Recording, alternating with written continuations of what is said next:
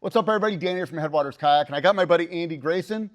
He was in our last episode of the California River Quest, and he's a fairly new paddler, and I thought there was a lot to learn from his experience. So, Andy, welcome to the channel. Thank you. Glad to be here. Yeah, I just wanted to kind of ask you some questions in hopes that maybe you can inspire the next generation of California River Questers who are thinking of attempting something like this. Okay.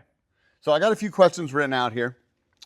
The first one is when we first started talking about the California River Quest, what was your gut reaction? I didn't know what I was getting myself into. Okay. It just sounded like a fun event. I'd paddled the Sac a little bit with my wife down near Chico. New paddler. I'd only been really seriously paddling since August, and it just sounded like a cool event. Did you immediately know you wanted to do the 50, or were you kind of looking at your options? I picked the 50 initially, thinking you're floating down a river. Like, how hard is this going to be? And I didn't know the Redding River. I had heard about it, but I'd never been on it. So I was pretty naive about what I was getting into. But my thought was I can always bail at the 25, which I think is a great plan. Yeah. And it's not 25, by the way. It's you're not halfway. You're 22. So yeah, anyway, that's how they get you. That's, yeah. But I thought, yeah, let's shoot for the 50. And again, I didn't really know what I was getting myself into. Yeah. Yeah. Sometimes ignorance is bliss with these things. You're just like, oh, it sounds like a good adventure, and then you build up to it. Mm-hmm. And you did the right thing. I mean, we worked together quite a bit on river classes. I mean, we just did a float together as friends, and then you took a few official classes. Mm-hmm. How was that experience like? How did that influence your whole mindset about the paddle? Well, it was a bit of everything. So the first time we went out, it was a kind of a basic intro to the river, and we took our 12.5-foot boats, and I had a great time. Like, we didn't do anything too difficult, but got my feet wet, learning how to peel in, peel out, getting comfortable in the river, and was super excited after that class. Definitely got me excited to do this. And then we had was it the second class that we did that epically long, gnarly training run? It was a cold day, and we did some more difficult things. We hit the Bonneview Boil, which I'd only heard about. Yep. And that was which in the video it does no justice to how pushy and scary and how easy it is to flip you. It's just currents doing this and then falling down. Yeah. And if you get caught in one, well, you know. Well, I don't know. You're 5-10 minutes into the paddle where we started, and I was in the water. Yeah. When I hit that thing, and I didn't really understand why, which was the frustrating part. At the time, I was frustrated. I was kind of embarrassed that I went into the water. But now looking back, I kind of understand what happened and what I did or didn't do that kind of made that put me in the water. So that was a big day. I was cold and wet. I realized I didn't have the right gear. It was a lot of things that I realized that day. Mm-hmm. Well, you borrowed a splash jacket that morning, so thankfully you had that. Yeah. So I realized, okay, I need better gear if I'm gonna tackle this thing. Mm-hmm. Later on, I went in again, but I understand why that time. I was just not leaning my boat the right way. The current took me and took me out of my boat. And that was a 27-mile day. That was a big day. So that was almost, for me, because of the headwinds, gnarlier than the actual race day. Because we trained in such hard conditions, just for the record, it was like 30-mile-an-hour winds, and they built throughout the day. Mm-hmm. And we made this choice at Roosters, like, well, let's just keep going to Jelly's Ferry, which is, like, what, another 10 miles? Yeah, it was long. And immediately when we made that committing choice, 10 strokes down the river, the winds built and turned into an absolute hurricane. It was thunderstorms, and we had lightning. Yeah, lightning right before we got off the water. That was motivating to get our butts off the water. Yeah. It was a tough day, and I was cold and wet the whole time. And it kind of hit my confidence going into the water. I didn't didn't expect that. Uh-huh. But it's the best thing that could have happened to me, all that. Yeah. Learning that the river's powerful and can be in charge. What's the saying, that it's a dance and the river's leading? Yeah. You're just going to follow, and it's so true. Yeah. But it's the best thing that could have happened. It was a tough day, long day. A lot of realizations that were important that wouldn't have happened if that stuff hadn't happened. Yeah. There's no substitute for seat time, and even bad seat time influences the next thing. Yeah. You know? Yeah, like just learning how to get back in my boat. Mm-hmm. Those sorts of things. I mean, ideally, I would love to teach that stuff on flat water on a calm day, but you were definitely of the mindset of like, throw me in it, let's see what happens. And I was of the mindset, I knew you were energetic and physically fit, so I was like, worst case scenario, if you're down to try, I'll put you back in your boat and away we'll go. And we did. That's what we did. Back in, yeah. But my confidence was kind of hit after that. And so we went out a third time, and that went a lot better. Yeah, that was a fun day. Yeah, that really built my confidence back up. I was able to read the river better now. The boils, what's the boat going to do when I hit it on the left side of it or the right side? I really didn't have that concept that first time. Yeah, it's a log coming at you. And the other part of this is I wanted to just see some of the sections of the river that I was going to be going through on that day. So if I was by myself, having a better idea where to go, because I didn't know who I was going to be with during that day. And luckily, and it made really the day great, was the three of us all stuck together, and that made the day a lot better. Yeah, that was cool how that worked out. I mean, I went into this mindset of like, my wife wasn't picking me up till 3 because she was traveling from the Central Valley. So I was in a big rush, and I was like, it would be more fun to paddle with somebody. So I kind of approached you guys in the morning of like, hey, what if me, you, and Alfredo? Alfredo's another guy. He lives in San Francisco. I would love to have him on here too. But he had been training with us, but doesn't have a lot of experience. So it was kind of fun to group up, make sure we all got through it safe. And then we hooked up with, his name was Chris? Chris was another guy that just connected with us that never had been on the river and spent a lot of time paddling in the bay, but it's a whole different beast. So he was happy to have some eyes on him as well. Yeah, at the start, I think I told him, hey, follow that guy. He knows where he's going. And that was a concern of mine, is if we get spread out, I'm glad that I had done those classes, because now I generally know where the river goes, how to read it. Yeah. But to have us all stick together was really fun, because it was 9 hours total for us. Yep. Yeah. And it'd be a lonely long 9 hours by yourself. Yeah, we've probably been in less time, because I think I took on a couple of side quests. Yeah. But I love that part. Yeah. Yeah. Yeah, for us, I think it was a lot more about just exploring the river. For me, it was about sharing it. This is a river I love so much. This is my, backyard playground. So to share it. And fun. I didn't go into this. It's a race, technically, but I wasn't racing this. I was just wanting to experience it and finish it was really my goal. Yeah. But I did see on the results that they put me just ahead of you. So yeah, I saw that too. Yeah. Perfect. That's great.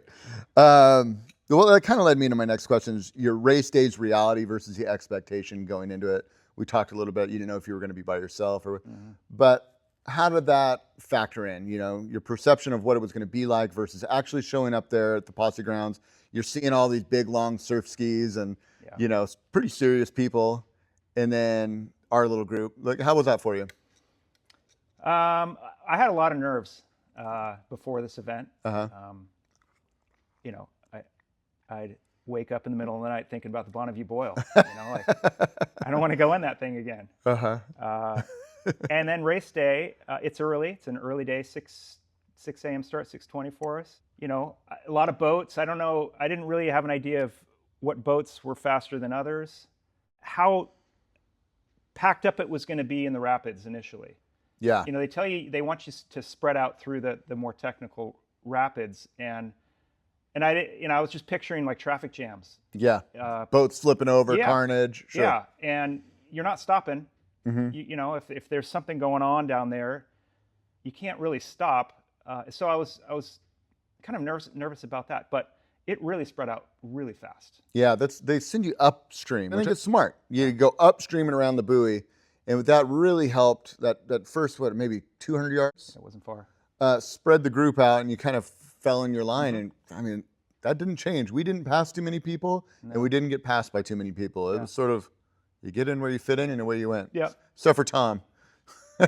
Tom and the Hobie, remember? Oh, yes. The tortoise and the hare. Yeah, he's in the video a few times. He's hilarious. So it spread out a lot more than I thought. I thought it was going to be more packed up, and I kind of thought we were going to be around more people in the race, and it was just our group, basically. Yeah, for sure. Unless you were at the checkpoints, then you get some little congestion. You'd see people coming and going, but then you go out and you're back in your own thing. Yeah.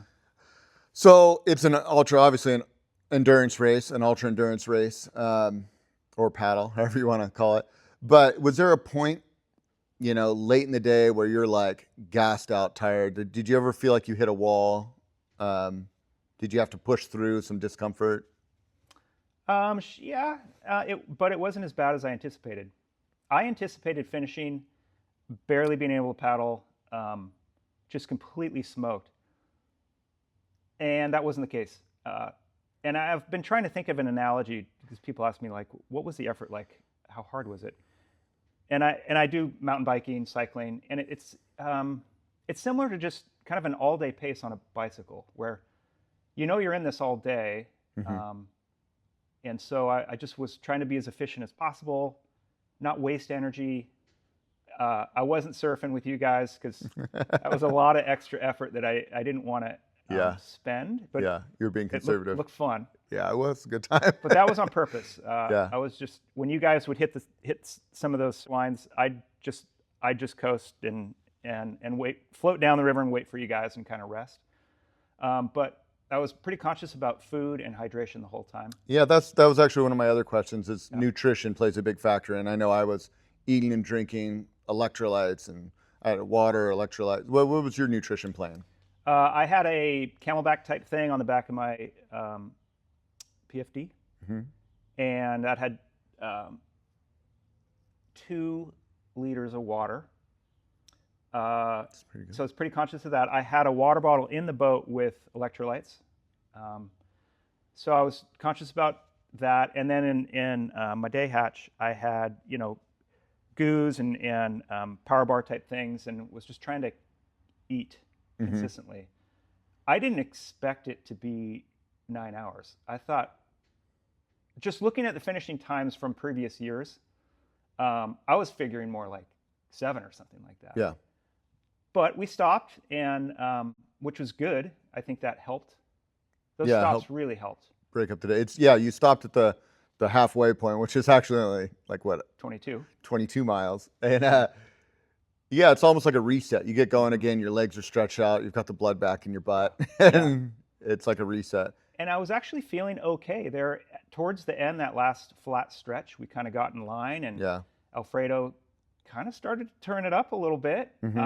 Just a nice steady paddle pace, and I was definitely feeling it, but was able to hang in there. And I mean, don't get me wrong, I was tired at the end. Yeah, but not as bad as I thought. Yeah, that's cool. Yeah. We kept a pretty steady pace throughout that last section. I was proud of the effort there. And it kind of made me wonder, I'm like, man, I wonder if we did this next year and we all had this a shift of mindset where it was more like, can we draft? Can we work as a pack and really hammer these miles?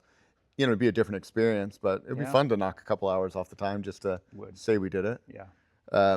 Do you think you would do the 100 in the future? I don't think so. No? No. Yeah. I was definitely ready to get out of the boat at 55 or whatever it came out to be. Yeah. I don't think so. I think I'd like to maybe do the 50 again. No, I don't think I need to do 100. It was already a long day. I can't imagine. And just thinking about that, doing the 100, it just blows me away. Yeah, I agree. Just huge props to all the people who completed the 100. I think there was an 11 finishers this year. And I shout out to Ivan, who's a guy that trained with us. He had the mindset of like, I'm going to see how far I can go. I signed up for the 100. We'll see. He completed it. He was the last one to cross the finish line. Oh, wow. But he was so incredibly proud of himself, and I'm super proud of him too. So, and everyone that did, it's just truly an amazing feat. What other things? We've jumped around here a little bit, but I think prep. Uh, oh yeah, well, you know, like for me, I knew I needed to get some longer paddles in, so I was trying to do at least 2 to 3 hour paddles, mostly flat water, but I did get a couple of upriver paddles down on the Sac near Chico, which I think really helped upriver paddling. build the strength and working on my paddle stroke, trying to be efficient, and then turning around and just getting some time on the river, more time in my Stellar S16, which I really hadn't been on the river much. So I hadn't been in that boat in the rapids that we had been in. So I was a little nervous about that too. Yeah, I thought that was like kind of I mean, it makes sense why you would do it, but it was a gutsy call to have that be your first time. Well, but it's a long paddle. I wanted the fast boat. Yeah, for sure. And it turned out that boat was great. Yeah, it was so fun. It was such a great boat. I had the same boat. I bought or picked mine up at the Lodi warehouse literally the week before. I had one flat water paddle, and I had never been in the G3.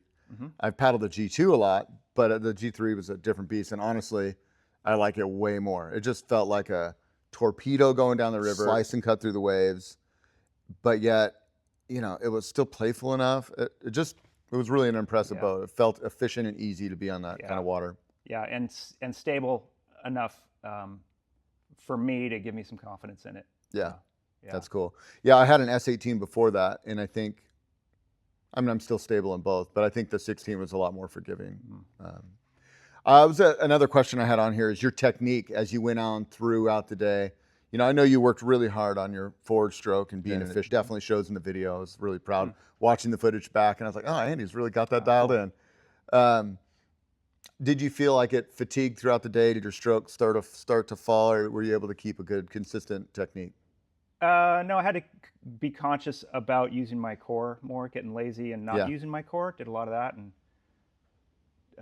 being conscious, just thinking about my stroke and using the core to help. Just not getting lazy with it. Yeah, it's easy to do, especially on a long day. You know, you get tired, your back hurts, your butt hurts, and it's easy to fall in. But then you just watch your speed go, and keeping that core rotating, keeping the legs driving is super important. You know, one thing I noticed myself doing a lot is putting my knees up in the center. That Stellar has a pretty reasonably sized cockpit. So I would paddle this way for a while, and then I'd put my knees up in the center and push.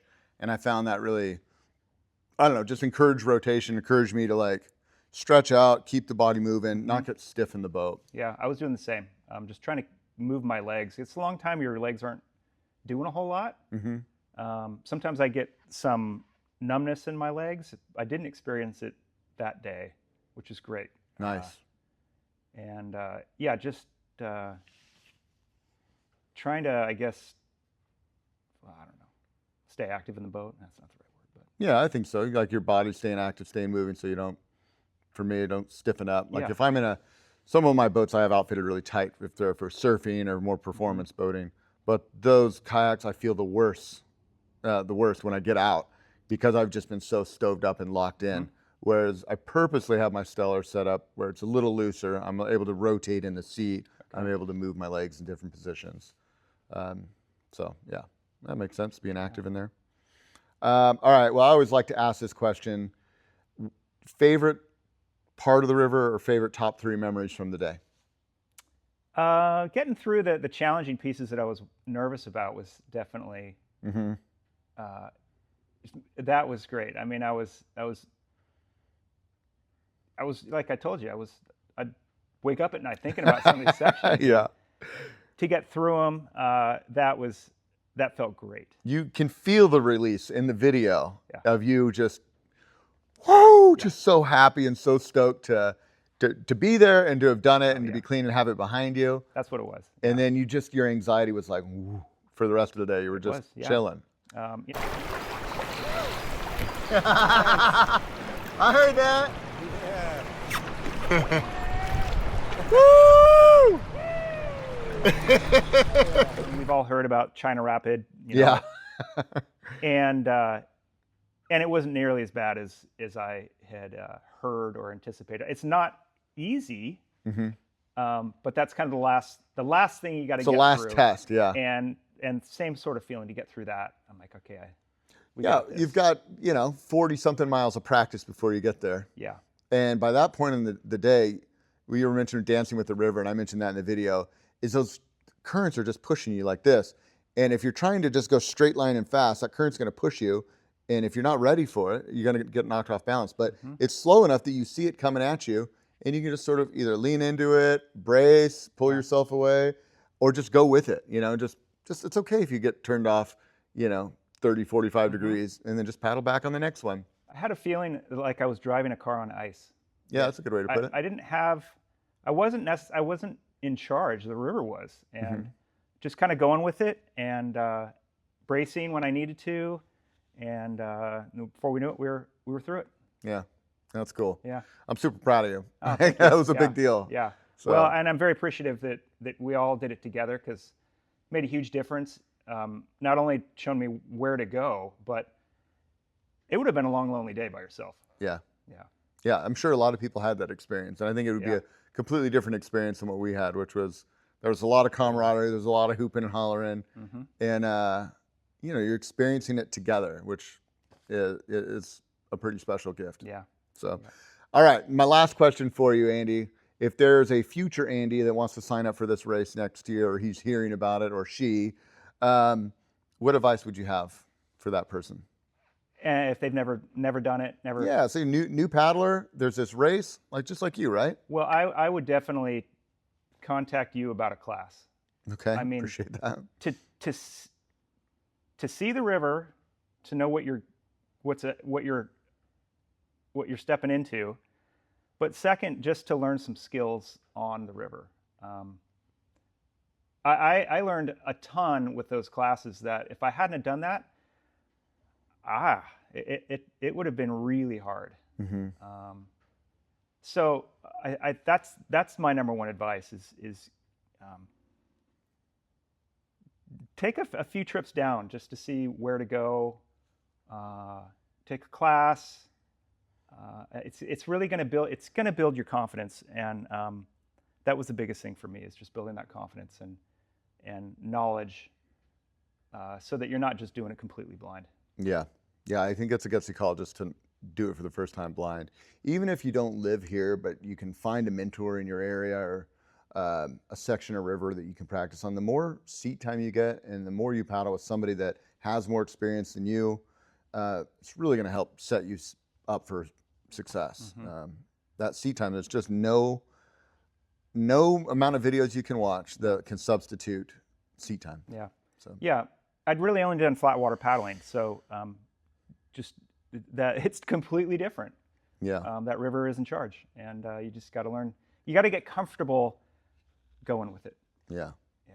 That's cool, man. Well, I'm really proud of you. I'm stoked, and hopefully it's the first adventure of many. Yeah, it will be. All right, man. Well, thanks for being on the podcast. If you guys have any questions, I'll make sure Andy gets the questions. He can probably, monitor the YouTube comments if you want. But leave us comments in the comment section below. We'll get to them. And yeah, if you're interested in doing the California River Quest in the future, definitely hit me up. Headwaters Kayak. More than happy to give you advice. We can talk about maps, talk about rapids. This is my backyard river, and I spend a lot of time out there. So more than happy to help you on your journey as well. Okay, until next time, you guys, this is Dan wishing you happy paddling. We'll see you on the next one. Thanks, dude. Appreciate you.